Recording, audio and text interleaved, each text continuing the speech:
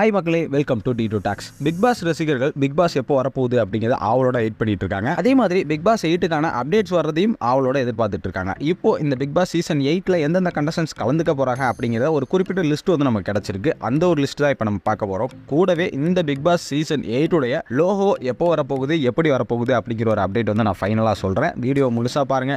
அதுக்கு முன்னாடி நீங்க நம்ம சேனலை புதுசாக பார்க்குறீங்க அப்படின்னு பிக் பாஸ் சம்மந்தப்பட்ட அப்டேட்ஸ் அண்ட் ரிவ்யூக்கு நம்ம சேனலை மறக்காம சப்ஸ்கிரைப் பண்ணி வச்சுங்க. கூடவே அந்த பெல் ஐக்கனை கிளிக் பண்ணி வச்சுக்கோங்க. இந்த கண்டஸ்டன்ட் லிஸ்ட்ல நம்பர் 1ல இருக்கிறது நம்ம ஆக்டர் ரியாஸ் கண்ணா வந்து பாத்தீங்கன்னா இருக்காங்க. நம்பர் 2ல வந்து ஆக்ட்ரஸ் பூனம் பஜ்வா வந்து இருக்காங்க. நம்பர் 3 வந்து பாத்தீங்கன்னா நம்ம CWC குக் வித் கோமாளியில் இருக்கிற அஸ்வின் வந்து பாத்தீங்கன்னா இந்த சீசன் வரதுக்கான வாய்ப்புகள் அதிகமாக இருக்குன்னு சொல்றாங்க. நம்பர் 4 வந்து பார்த்தீங்கன்னா ஆக்டர் கார்த்திக். இவர் வந்து கண்டிப்பாக வர்றதுக்கான வாய்ப்புகள் 80% மேலே இருக்குது. இதுக்கு காரணம் என்னன்னா, இப்போ ரீசெண்டாக ஒரு சில விஷயங்கள் ட்ரெண்டிங் ஆனாங்க. நமக்கே தெரியும், சோசியல் மீடியாவில் ஒரு விஷயத்தில் ட்ரெண்டிங், அது நல்லதோ கெட்டதோ ட்ரெண்டிங் ஆனால் கண்டிப்பாக அவங்களோட ஃபேம் வந்து பிக் பாஸ் கொண்டு வந்துடுவாங்க.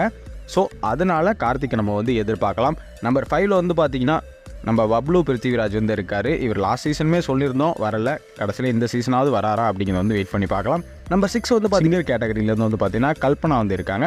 நம்பர் 7 வந்து பார்த்தீங்கன்னா சிங்கர் கேட்டகரியிலே ஸ்வேதா மேனன் வந்து இருக்காங்க. இவங்க 2 பேரில் யாராவது ஒருத்தரை வந்து நம்ம எதிர்பார்க்கலாம். நம்பர் 8 வந்து பார்த்தீங்கன்னா ஆக்ட்ரஸ் கிரண் வந்து இருக்காங்க. இவங்களையும் இந்த சீசன் வந்து நம்ம எதிர்பார்க்கலாம். பேச்சுவார்த்தைகள் போயிட்டு தான் இருக்குது. நம்பர் 9ல் வந்து பார்த்தீங்கன்னா கார்த்திக் ராஜா இருக்கார். நம்பர் 10ல் வந்து பார்த்தீங்கன்னா விஜே அஞ்சனா வந்து இருக்காங்க.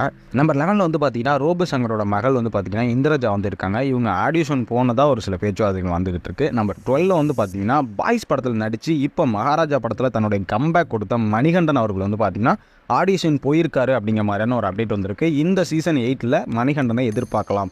நம்பர் 13ல் வந்து பார்த்தீங்கன்னா KPV நவீன், இவரும் வந்து பார்த்தீங்கன்னா ஆடிஷன் போயிருக்கதா ஒரு சில பேச்சுவார்த்தைகள் அடிப்படுது. நம்பர் 14 வந்து பார்த்தீங்கன்னா நம்ம ரேப்பர் கேட்டகரியில் வந்து பார்த்தீங்கன்னா அறிவு அவர்கள் வந்து போயிருக்காங்க.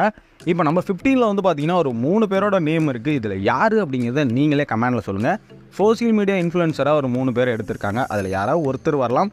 ஆல்ரெடி ஒருத்தவங்க இந்த மீடியாவுக்குள்ளே வந்துட்டாங்க. அவங்க தான் ஜோயா சாலின். கூடவே வந்து பார்த்தீங்கன்னா TT வாசன் அண்ட் இர்ஃபான். இவங்க 2 பேரில் யாராவது ஒருத்தவங்க வரலாம் அப்படிங்கிற மாதிரியான ஒரு ஆப்ஷனில் இருக்காங்க. இந்த 3 பேரில் யார் வந்தால் நல்லாயிருக்கும், இல்லை யார் வரலாம் அப்படிங்கிறது நீங்கள் உங்களோட ஒப்பீனியனை கமெண்டில் சொல்லுங்கள். லாஸ்ட்டாக நான் சொல்லியிருந்தேன், அந்த லோகோ அப்டேட் கண்டிப்பாக இந்த மாதம் எண்டில் வந்து பார்த்தீங்கன்னா லோகோ வந்து வெளியிட்டுருவாங்க அப்படிங்கிற மாதிரியான ஒரு அப்டேட் வந்து பிக் பாஸ்லேருந்து கொடுத்துருக்காங்க. கண்டிப்பாக அந்த மாதம் எண்டில் வந்து நம்ம அந்த பிக் பாஸோட லோகோ வந்து எதிர்பார்க்கலாம். தேங்க்ஸ் ஃபார் வாட்சிங்.